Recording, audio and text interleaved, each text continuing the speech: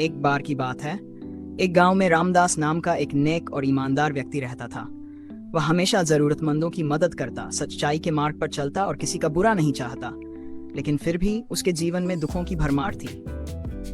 दूसरी ओर उसी गांव में रघुनाथ नाम का एक धूर्त और लालची व्यक्ति था, जो दूसरों को धोखा देकर छल कपट करके धन कमाता था। आश्चर्य की बात यह थी कि रघुनाथ का जीवन ऐशो आराम से भरा था, जबकि रामदास कठिनाइयों से घिरा रहता था। रामदास के मन में यह सवाल बार बार उठता, मैं सारा जीवन अच्छे कर्म करता हूँ, फिर भी मुझे दुख क्यों मिलता है? रघुनाथ जैसा पापी व्यक्ति सुखी क्यों है? अपनी इस दुविधा को सुलझाने के लिए वह गांव के एक ज्ञानी संत के पास गया और अपनी पीड़ा व्यक्त की। संत मुस्कुराए और बोले, बेटा, मैं तुम्हें इस प्रश्न का उत्तर एक कहानी से दूंगा। संत ने समझाया, एक राजा था जो न्यायप्रिय था, लेकिन उसके राज्य में एक अपराधी था जिसने बहुत सारे पाप किए थे।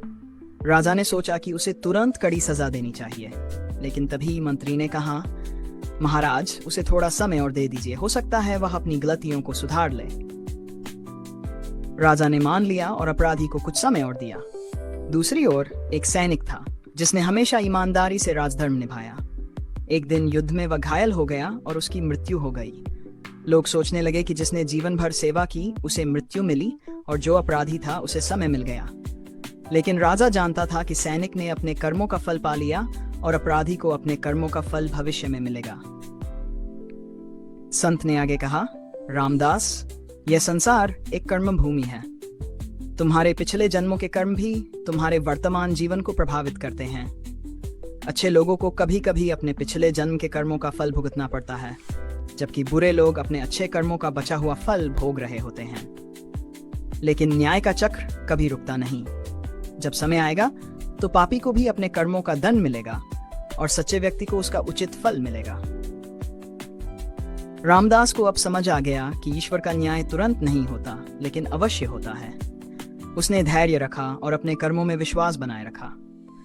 समय बीता, रघुनाथ के पाप बढ़ते गए और अंत में उसे एक बड़ी विपत्ति ने घेर लिया। दूसरी ओर रामदास की ईमानदारी और अच्छाई ने उसे सम्मान और समृद्धि दिलाई। सीख, कर्मों का फल अवश्य मिलता है, कभी जल्दी कभी देर से, लेकिन न्याय का चक्र अवश्य घूमता है।